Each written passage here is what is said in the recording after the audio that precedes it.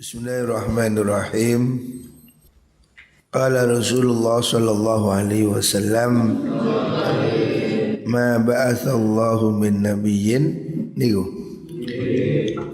Ma ba'atsallahu min nabiyyin wa lastakhlafa min khalifatin illa kanat lahu bitaqatani. Bitaqatun ta'muru bil ma'ruf wa tahudduhu alaihi. Rasulullah bersabda, ma ba'atha orang ngutus sinten Allahu Gusti Allah. Allah tidak mengutus min nabiyyin saking nabi, tidak seorang pun nabi yang diutus oleh Allah.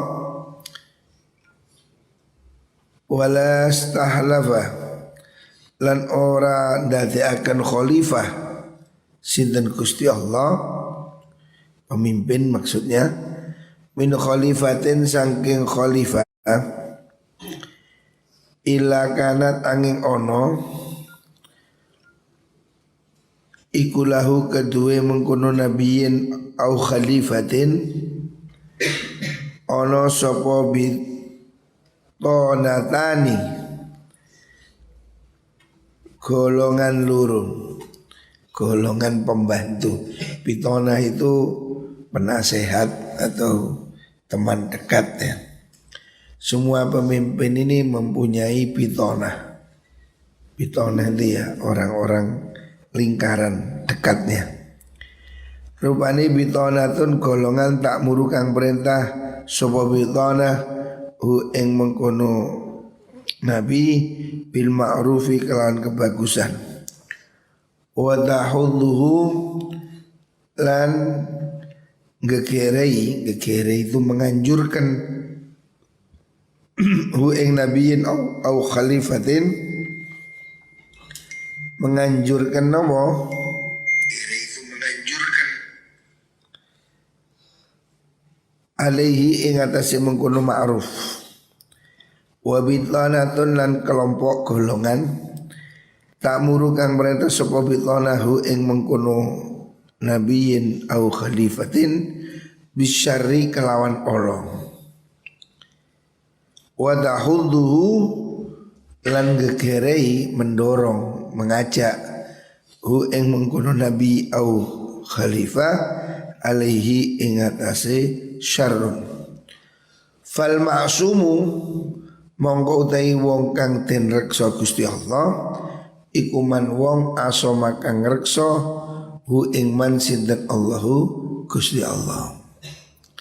Jadi kita nabi atau para pemimpin ya, dalam konteks hari ini ya, pemimpin selalu mempunyai dua kelompok teman atau dua kelompok yang selalu mendorong. Ada kelompok yang mengajak kebaikan, mendorong kebaikan, dan ada kelompok yang mendorong kejelekan. Jadi harus hati-hati. Semua manusia dalam penafsiran ulama, semua orang ya, itu mempunyai bitonah itu. Apalagi pemimpin. Seorang pemimpin mempunyai kelompok kalangan dekat, penasehat atau lingkaran yang di sampingnya. Itu ada kelompok yang ngajak baik, ada kelompok yang mengajak jelek.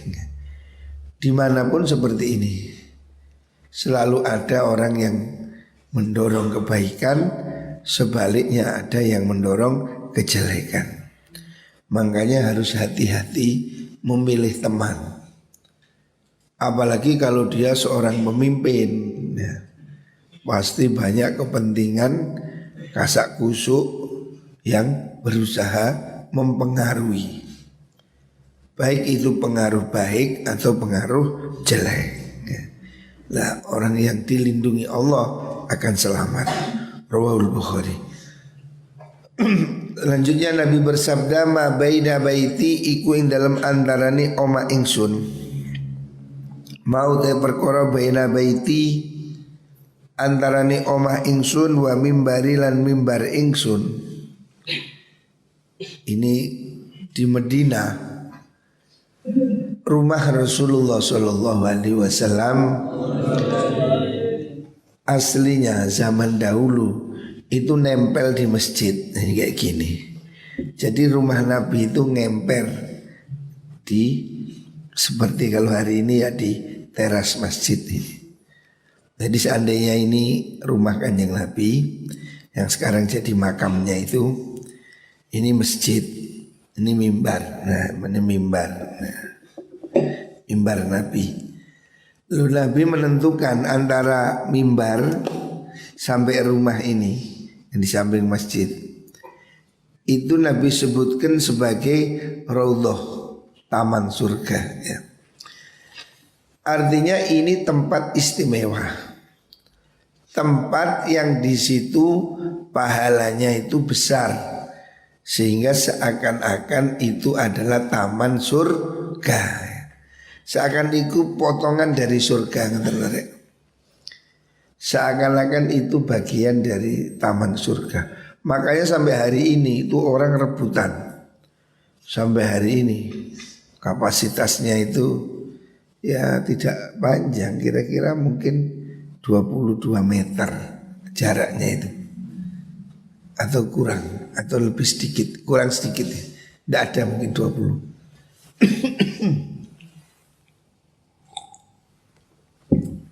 Posisi yang asli ya, dari mimbarnya Nabi zaman dulu sampai ke rumah Nabi yang sekarang jadi makam beliau.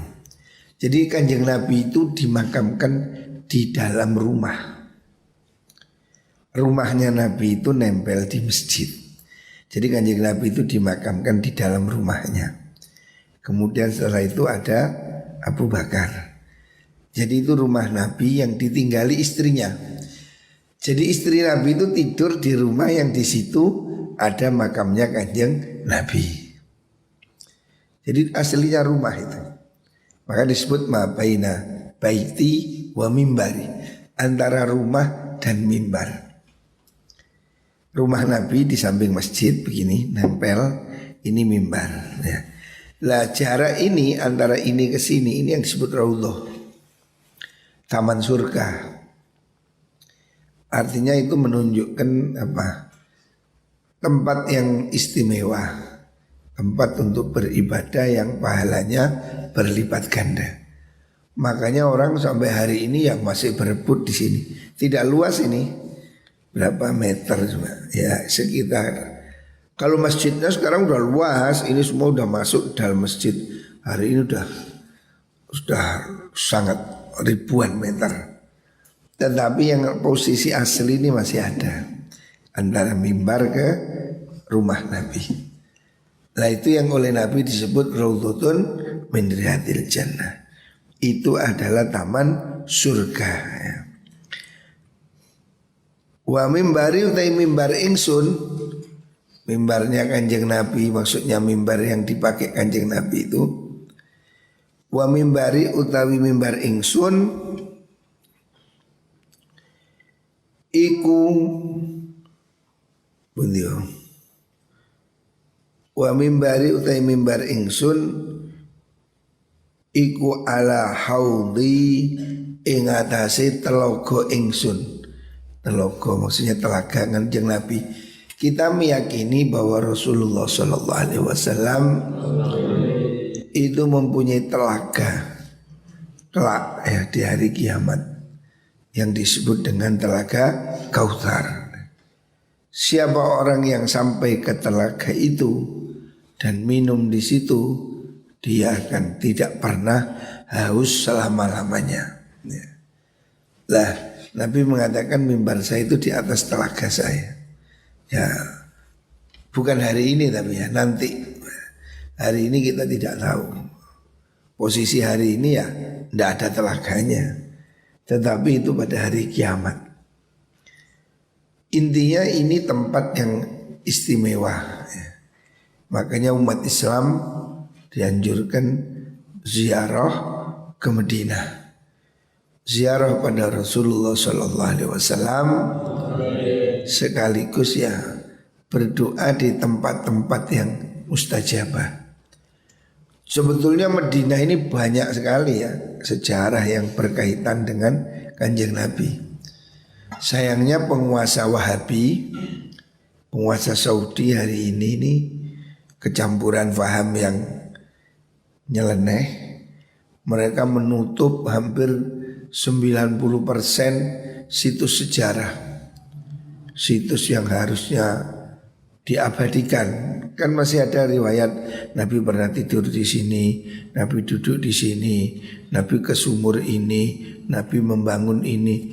Ini kan semuanya harusnya menjadi tempat yang sangat berharga.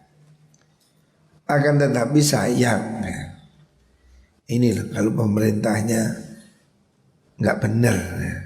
Pemerintah Saudi ini kan berkoalisi dengan kaum Wahabi.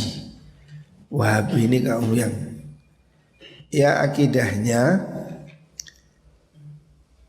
terlalu suudzon. Nah, suudzonnya apa? Jelek, persangkaannya jelek.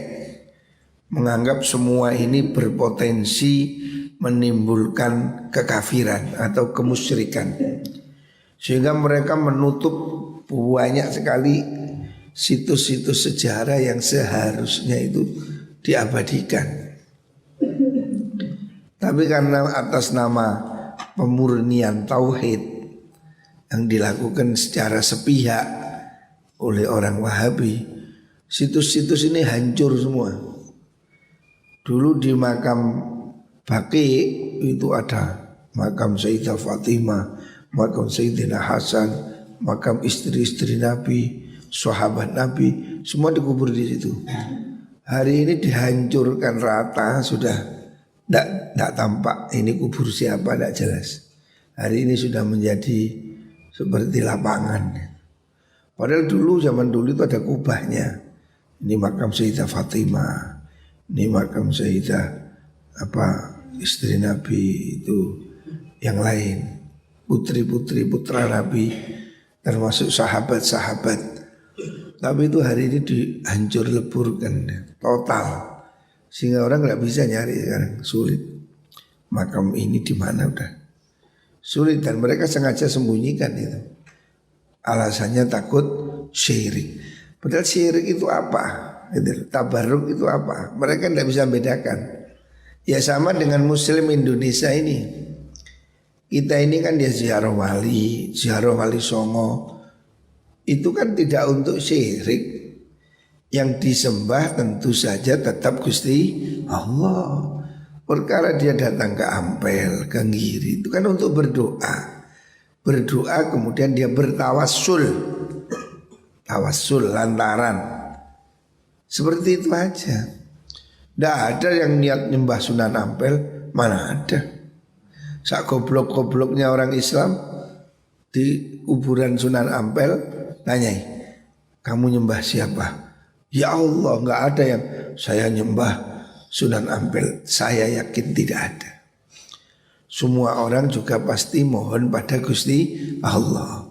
Cuma Wahabi ini menuduh, nah, ini musyrik, ke kuburan, nyembah kubur, minta ke kubur. Itu kan suudzon. Prakteknya tidak ada. Dan tidak mungkin ada orang mukmin menyembah kuburan. Itu tidak mungkin. Hari ini mereka memang masih seperti ini. Kalau ada orang pegang makam Nabi itu, makam itu ada besinya, pagar besi. Pegang besinya aja udah dipukul, haram, musyrik. Emang musyrik ada hubungannya dengan besi, dengan apa itu? Tidak ada ya. Ini kesalahan. Ya seperti hari ini juga kita mengadakan Maulid Nabi Muhammad SAW. Ini kan sama sekali tidak ada niat nyembah Kanjeng Nabi, tidak ada, sama sekali tidak ada. Semua orang pasti menyembah Gusti Allah. Cuma dia mencintai Nabi, bahagia dengan kelahiran Nabi. Apanya yang musyrik, yang mana? Tidak ada. Ini orang-orang Wahabi juga menolak maulid itu bid'ah. Orang menolak macam-macam ritual itu. Mereka menuduh itu bid'ah syirik. Padahal ya sesungguhnya orang-orang bertauhid tidak mungkin dia menyekutukan. Kalau soal dia tabarruk itu ya sejak dulu ya memang ada. Syed Muhammad bin Alwi Al-Maliki mengarang satu kitab namanya Mafahim Yajib Antusohah. Situ sebutkan dalil-dalil tabarruk. Sahabat-sahabat dulu sudah memang tabarruk. Khalid bin Walid itu kopiahnya, kupluknya ini, kupluk apa helmnya ini, itu ada menyimpan rambut Kanjeng Nabi di situ. Maka ketika jatuh dia cari, orang ngapain dicari? Beli lagi, unda di situ ada rambut Kanjeng Nabi. Tabarruk itu sudah ada. Sayyidah Asma binti Abu Bakar menyimpan bajunya Kanjeng Nabi. Kalau ada orang sakit dicelupkan air diminum. Apa ini musyrik? Sahabat musyrik. Sahabat Nabi itu pada yang menyimpan rambut Kanjeng Nabi. Sampai hari ini masih ada orang yang menyimpan rambut Nabi di Dubai, di Turki, di Maroko. Mereka nyimpen rambutnya Kanjeng Nabi. Untuk apa? Untuk di museum. Tidak ada museum saat itu. Jelas tujuannya untuk tabarruk pada Kanjeng Nabi. Dan hari ini masih ada. Apa itu musyrik? Sahabat yang melakukan. Bahkan ada sahabat yang melihat Nabi minum di kendi yang dulu terbuat dari kayu. Bekas minum bibirnya Kanjeng Nabi, punya minum di sini. Ini dicuil, disimpan bekas bibirnya Kanjeng Nabi. Bayangkan, orang dahulu mencintai Nabi luar biasa. Kanjeng Nabi kalau habis wudhu, semua orang rebutan sisa wudhunya Kanjeng Nabi. Bahkan Kanjeng Nabi bercukur, orang rebutan rambutnya Kanjeng Nabi. Bahkan orang Nabi, Kanjeng Nabi kencing itu ada yang nyari, diambil, diminum. Dan ada orang itu melakukan, diminum. Terus Nabi tanya, lu kemana itu? Saya minum. Nabi gak bilang musyrik, enggak. Oh, Nabi cuma bilang kamu tidak sakit perut, cuma didoakan aja. Jadi Nabi itu bukan tindak-tinduk musyrik, kopar kafir. Nah, itu. Ini aliran-aliran yang hari ini tidak ramah. Ya itulah yang menimbulkan terorisme itu. Karena mereka menuduh orang muslim ini musyrik. Setelah musyrik boleh dibunuh. Nah itulah kemudian timbul ISIS, aliran-aliran gerakan terorisme itu kan berangkat dari doktrin mereka itu musyrik. Musyrik halal dibunuh, bom di mana-mana ya. Naudzubillah, ngajinya gak benar ya. Seandainya mereka ngaji dengan benar, lihat sejarah dengan benar, pasti mereka tidak begitu. Soal tabarruk ini bukan, tidak ada hubungan dengan musyrik. Tabarruk ayat Al-Quran, tabarruk dengan orang soleh, tidak ada masalah. Dulu Nabi siapa itu? Nabi Yusuf ketika menyuruh saudaranya untuk menyembuhkan ayahnya, kan ayahnya buta. Namanya siapa? Ayahnya namanya Nabi Yakub. Nabi Yakub nangis kehilangan Nabi Yusuf sampai buta. Kemudian Nabi Yusuf mengatakan, idhabu biqomisi hadha fa'alqi ala wajhi abi apa? Allah merintahkan dari surat Yusuf itu. Allah mengatakan Nabi Yusuf bilang sama saudaranya, ini berikan baju saya. Baju saya tempelkan wajah ayah saya yang di sana yang buta itu. Ya'ti basir, dia akan melihat. Loh, ini kan tabarruk, kelambi diusapno, musyrik. Masa Nabi Yusuf musyrik? Tidak ada kaitannya dengan musyrik ya. Ya sama dengan kamu minum obat, saya minum jamu. Musyrik, mempercayai temulawak mengobati. Musyrik. Apa tuh saya menekotkan jamu ini mengobati? Ya enggak. Jamu ini hanya lantaran. Anget tak umbe ya. Alhamdulillah. Ini kan lantaran aja. Yang menyembuhkan Gusti Allah. Kalau semua orang yang mengambil lantaran itu tabaruk itu musyrik, ya musyrik apa? Minyak kayu putih dicium untuk menghilangkan pilek, musyrik. Percaya pada minyak kayu putih. Kon sekolah boleh ijazah, musyrik. Percaya pada ijazah. Kan gendeng kabeh mari. Itulah logika yang enggak waras. Musyrik itu kalau orang menyekutukan Gusti Allah, bukan terus tabaruk musyrik, maulid musyrik. Lalu surga tinggi ini sapa? Kabeh musyrik. Tak sepi surga ini. Wah kecelek wong ini, surga lu kok sepi. Mbok dhewe ini. Surga King Kong. Mereka itu hayal, ini tidak benar ya. Makanya kita berakidah Ahlus Sunnah wal Jamaah. Rawahu beliau, Rawahul Bukhari wa Muslim an Abi Hurairah. Selanjutnya Nabi bersabda, ma'asarra man istaghfara wa in ada fil yaumi sab'ina marratan. Ma'asarra orang netepi maksiat, orang netepi dosa. Sapa man wong istighfar kan jaluk sepura sapa man. Wa in ada senajan baleni sapa wong fil yaumi ing dalam sedina sab'ina ing 70 apane marratan ambalane. Rawahu Tirmidzi. Rasulullah sallallahu alaihi wasallam mengingatkan pentingnya baca istighfar. Siapa orang terus membaca istighfar ya, berarti dia telah berusaha keluar dari dosa. Maka tidak disebut dengan menetapi dosa. Ma'asarra, tidak menetapi dosa. Artinya orang itu berarti sudah keluar dari dosa apabila dia sudah melakukan istighfar. Makanya kita ini setiap hari, setiap waktu, apalagi ba'da sholat, baca istighfar ya. Astaghfirullahaladzim, astaghfirullahaladzim. Seperti itu. Mohon ampun pada Allah. Walaupun wa in ada senajan baleni subuh wong, baleni fil yaumi ing dalam setino, dalam satu hari sab'ina kelawan 70 apane ambalan wilangan itu marotan ambalan.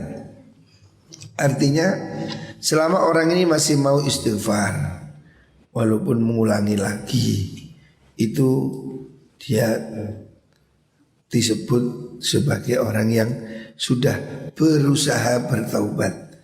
Asalkan sungguh-sungguh ya. Ojo istighfar pakai mulut saja. Istighfar itu adalah mohon ampun dengan sungguh-sungguh ya. Astaghfirullahaladzim. Ya Allah, saya mohon ampun. Betul-betul mohon ampun pada Gusti Allah. Siapa orang mohon ampun itu dia akan diampuni oleh Allah. Walaupun mungkin dia mengulangi lagi. Jangan berhenti beristighfar selamanya selama kamu masih berbuat dosa. Loh, minta ampun ngulangi lagi. Ya itu lebih baik daripada kamu mengulangi tanpa minta ampun. Barangkali kamu nanti mengulangi itu terakhir. Sekarang minta ampun. Muka-muka menis gak baleni. Kok menis baleni? Ya istighfar maneh. Semoga itu menjadi yang terakhir. Tapi harus tetap ada usaha ya. Kalau kamu melakukan dosa, harus berusaha menghapusnya ya dengan istighfar, dengan perbuatan-perbuatan yang baik, supaya itu bisa melebur ya. Wa'at bi'is sayyi'atal hasanah, huha. Kamu ikuti perbuatan jelek dengan perbuatan baik supaya ini bisa melebur kejelekannya itu. Jadi kamu harus berusaha mengimbangi. Kalau kamu berbuat dosa, imbangi dengan perbuatan baik. Baca Al-Quran, puasa, istighfar ya. Disetipu, dihapus. Berusahalah menghapus dosa ini setiap hari. Karena kita juga melakukan dosa setiap hari ya. Jangan berhenti beristighfar. Istighfar ini banyak sekali faidahnya, sangat banyak ya. Orang yang rajin baca istighfar, insya Allah ya harapannya diampuni oleh Gusti Allah. Dan Allah akan membukakan banyak pintu rezeki. Salah satu pembuka pintu rezeki itu memperbanyak istighfar. Termasuk pintu hati. Orang cari ilmu, banyaklah baca istighfar. Istighfar ini memperhalus deh. Dulu saya pernah ketemu kiai, ada kiai di Kepanjen itu. Sepuh, tapi dia hafalannya bagus. Imriti hafal, Jurmiyah hafal. Padahal sudah usianya udah ratusan tahun, tapi ingatannya tajam. Saya tanya, Pak Kiai sampean kok hafalannya bagus, tidak lupa?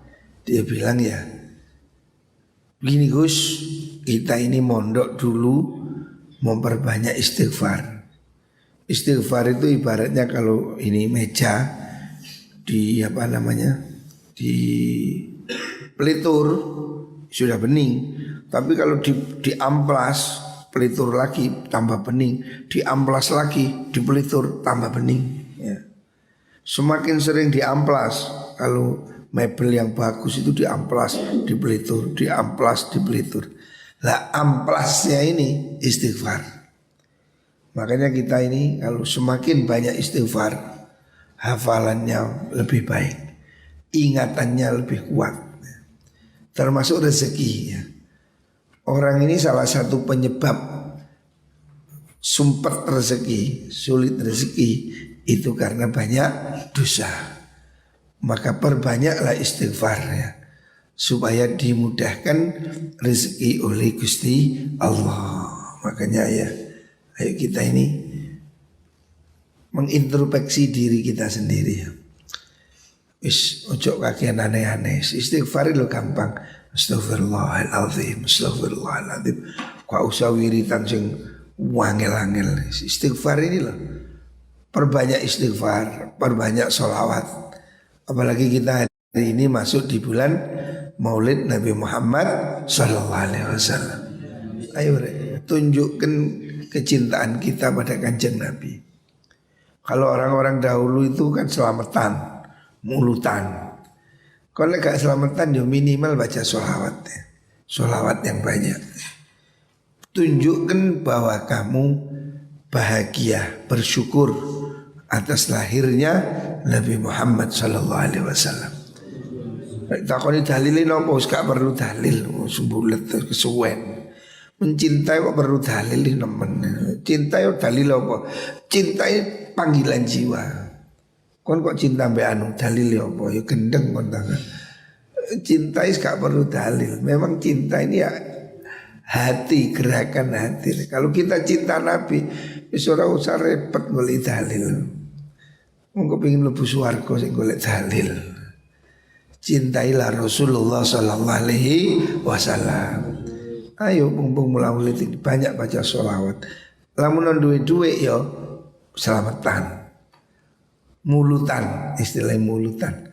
Saya punya teman-teman orang-orang yang fanatik ini, biasanya orang Madura. Itu selalu mengadakan mulut di rumah-rumah itu. Mulutan, niat dilameti kanjeng Nabi. Tapi kelihatan memang berkahnya kelihatan. Lamun duwe-duwe yang ngadakno maulid, mengadakan sendiri. Kalau nggak punya duit ya patungan di masjid. Biasanya di masjid kan ada maulid, terus bawa asahan, bawa apa? Kayak zaman aku cilik biyen gue cowek, Saiki sekarang nggo cowek. Nggo cowek dulu ada nasinya diadai cowek. Zaman dulu ngono rek. Makanya lek ada cilik-cilik mau mulutan rebutan golek cowek sing gede. Ya Allah, mugi berkate sing kata iwak piti. Lek mulutan ya ada cilik-cilik. Zaman saya dulu kalau mulut di masjid ramai, semua orang ke masjid. Hari ini orang semakin tidak peduli. Kalau zaman dulu semua begitu. Keluarga saya semua mesti ngirim nasi ke masjid. Niat nyelamatin Kanjeng Nabi. Jadi motivasinya memang untuk menunjukkan cinta kepada Kanjeng Nabi. Muka-muka semuanya dapat syafaat Rasulullah SAW.